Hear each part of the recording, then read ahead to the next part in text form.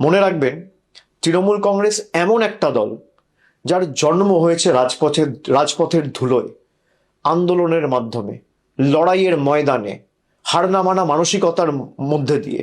মনে পড়ে সিঙ্গুর নন্দীগ্রামের সেই দিনগুলি, যখন চারিদিকে ছিল শুধু বারুদের গন্ধ আর সিপিএম এর হারমাদ বাহিনীর লাঠির আস্ফালন। তখন কি আমরা কেউ মাথা নত করেছিলাম? ভয় পেয়েছিলাম? দমাতে পেরেছিল তৃণমূলকে? উত্তর হচ্ছে না। আমরা সেদিনে বুক চিতিয়ে দাঁড়িয়েছিলাম বলেই আজকে বাংলার মানুষ আমাদের সুযোগ দিয়েছিল 2011 সালে, এবং আমরা বাংলার মানুষের হৃদয়ে জায়গা করে নিয়েছিলাম। আজকের ওই প্রতিকূল পরিস্থিতিতে অন্য কিছু নয় বা নতুন কিছু নয়, এ হলো এক অগ্নি পরীক্ষা। সোনা যেমন আগুনে পুড়ে খাঁটি হয়, আমাদের সংগঠনকেও, তৃণমূলের সর্বস্তরের সৈনিকদেরকেও এই অগ্নি পরীক্ষার মধ্যে দিয়ে আরো শক্তিশালী হয়ে উঠতে হবে। আপনারা সকলে জানেন, 2014 লোকসভা নির্বাচনে আমরা 34টি আসন পেয়েছিলাম। পরবর্তীকালে 19-এর নির্বাচনে লোকসভার ভোটে আমাদের ফলাফল প্রত্যাশিত না হলেও আমরা 22টি আসনে জয়যুক্ত হয়েছিলাম। তারপরের যে নির্বাচন 2024 সালে, সেখানে আমরা প্রায় 29টি আসন পেয়েছিলাম। দলের কাজ এবং আপনাদের পরিশ্রমে পুনরায় আমরা হারা আসনগুলো পুনরুদ্ধার করতে পেরেছি। 2021 সালে পশ্চিমবঙ্গ বিধানসভা নির্বাচনে আমরা প্রায় 215টি আসনে জয়যুক্ত করে হয়েছিলাম বা জয়লাভ করেছিলাম। মানুষ গণতান্ত্রিক রায় দিয়ে তৃণমূল কংগ্রেসের প্রার্থীদের সর্বত্র জিতিয়েছিল।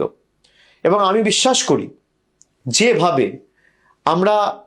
যেভাবে এই লুট করা দেখেছি, এই নির্বাচনে বিজেপি কাউন্টিং এর দিনে যেভাবে লুট হয়েছে, আমরা বিশ্বাস করি যে এই রায় মানুষের রায় হতে পারে না। মানুষ আমাদের যা রায় দেবে আমরা মাথা পেতে নেব, আমাদের কোনো অসুবিধা নেই।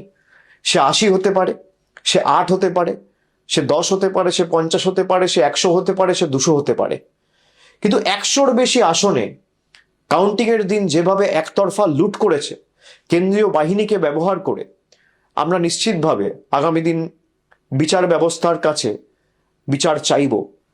আমরা ইতিমধ্যে দাবি করেছি কাউন্টিং সেন্টারগুলোর ফুটেজ রিলিজ করা হোক। বিভিন্ন জায়গায় আমাদের কাছে কাউন্টিং এর দিন যত কন্টেস্টিং ক্যান্ডিডেট রয়েছে, তারা আমাকে যখন ফোনে জানাচ্ছিল যেই ভোটে ইভিএম হয়েছে আর কাউন্টিং টেবিলে যে ইভিএম আনা হয়েছে, দুটো সিরিয়াল নাম্বার ম্যাচ করছে না। যখন রিটার্নিং অফিসারকে বলা হচ্ছে, রিটার্নিং অফিসারের কাছে কোনো উত্তর নেই, তখন কেন্দ্রীয় বাহিনীকে ডেকে তৃণমূলের এজেন্টদের মেরে বের করে দেওয়া হচ্ছে। তৃণমূলের ইলেকশন এজেন্টের কার্ড ছিঁড়ে দেওয়া হচ্ছে, কন্টেস্টিং ক্যান্ডিডেটদের কার্ড ছিঁড়ে দেওয়া হচ্ছে, কাউন্টিং হল থেকে বার করে দেওয়া হচ্ছে। যারা লুট করে ক্ষমতায় এসছে, যারা মানুষের ম্যান্ডেটকে ম্যানিপুলেট করে ক্ষমতায় এসছে, তারা ক্ষমতায় বেশি দিন টিকবে না। আমি বিশ্বাস করি সত্যিটা মানুষের কাছে যথা সময়ে উন্মোচিত হবে এবং সঠিক তথ্যটা মানুষের কাছে উপস্থাপিত হবে। যারা জোর জবরদস্তি কেন্দ্রীয় বাহিনীকে কাজে লাগিয়ে, কেন্দ্রের অফিসারদের কাজে লাগিয়ে, মাইক্রো অবজারভার কেন্দ্রের, কাউন্টিং সুপারভাইজার কেন্দ্রের, কাউন্টিং হলে যারা আছে তারা কেন্দ্রের, আর বাইরে যারা গার্ড করছে কেন্দ্রীয় বাহিনী কেন্দ্রের, এবং একাধিক জায়গায় যেখানে সারা দিন ধরে ভোট হয়েছে, মেশিনে যেখানে 60%, 65%, 50%, 55% চার্জ রেকর্ড হয়েছে, আমাদের কাছে তথ্য রয়েছে, সেই মেশিন কাউন্টিং হলে আনার পর দেখা যাচ্ছে 96%, 97% চার্জ। আমি তৃণমূল কর্মীদের বলবো, এর জবাব মানুষ আগামী দিন দেবে। ভরসা রাখুন মানুষের উপর। লুটপাট করে কেউ ক্ষমতায় বেশি দিন থাকতে পারে না।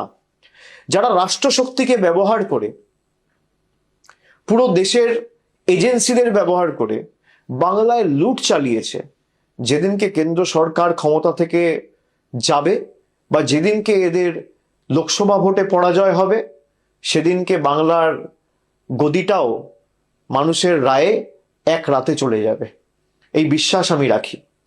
আমাদের অস্ত্র হলো আপোষহীন লড়াই, আমাদের অস্ত্র হলো আমাদের হার না মানার মানসিকতা। এই একতাই আমাদের সব থেকে বড় ঢাল। আমি আপনাদের সকলকে অনুরোধ করছি, একে অপরের হাত শক্ত করুন। বাংলার মানুষ জানেন তৃণমূল কংগ্রেসের কর্মীরাই তাদের একনিষ্ঠ কর্মী এবং তাদের বিপদে আপদে প্রকৃত বন্ধু। আপনারা আবার মাঠে নামুন। আমাদের যে পার্টি অফিসগুলো জোর জবরদস্তি ভেঙে দেওয়া হয়েছে, সেই পার্টি অফিসগুলো পুনরুদ্ধার করুন। হাইকোর্টে ইতিমধ্যেই মামলা দায়ের হয়েছে, আপনারা জানেন, এবং সেখানে যে পিটিশন ফাইল হয়েছে, আজকে হাইকোর্ট মহামান্য বিচারপতিরা তারা রায় দিয়েছে যে যারা ঘরবাড়ি ছাড়া, যাদের দোকানে ভাঙচুর হয়েছে, যাদের বাড়িতে হামলা হয়েছে, যারা এলাকা ছাড়া, ঘর ছাড়া, গ্রাম ছাড়া, পাড়া ছাড়া, তাদের সবাইকে আগামী দিন প্রশাসনকে বাড়িতে ফেরাতে হবে। আমি প্রত্যেকটা তৃণমূল কংগ্রেস ব্লক এবং জেলা নেতৃত্ব এবং অঞ্চল নেতৃত্বর কাছে অনুরোধ করব যে আপনারা ধরে ধরে যারা এলাকা ছাড়া তাদের বাড়ি ফেরার ব্যবস্থা করুন। কোথাও যদি কোনো প্রশাসনের আধিকারিকরা আপনাদের সাথে সহযোগিতা না করে, আমাদের সরাসরি জানান, আমরা তাদের বিরুদ্ধে কন্টেম্পট মুভ করব। হাইকোর্টের অর্ডার যে যারা ঘর বাড়ি ছাড়া, তাদের দল না দেখে, রং না দেখে, জাতি, দল, ধর্ম, বর্ণ নির্বিশেষে তাদের বাড়িতে, দোকানে এবং নিজেদের গন্তব্যস্থলে, নিজেদের জায়গায় তাদের ফেরাতে হবে।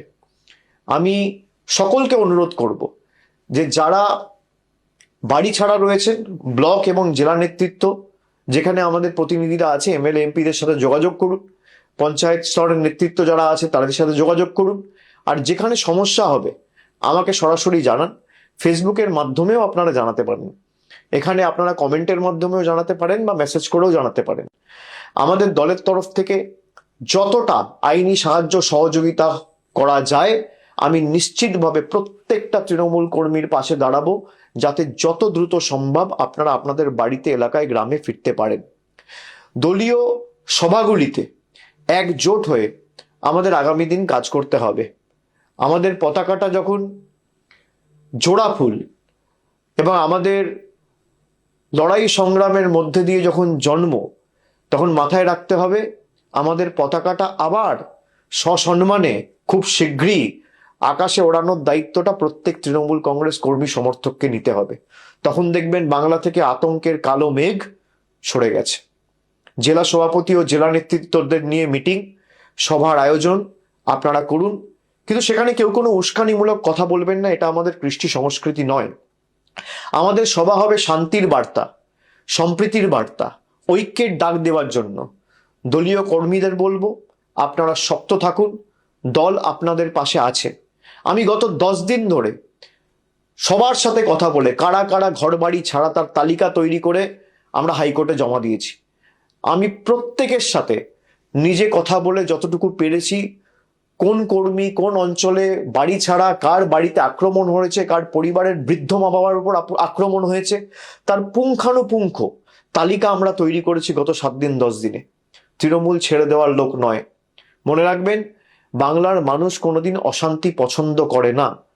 আজ যারা এই তাণ্ডব লীলা চালাচ্ছে, রক্তপাত ঘটাচ্ছে, বাংলার মানুষ একদিন তাদের প্রকৃত শিক্ষা দেবে এবং সেই দিন বেশি দূর নয়।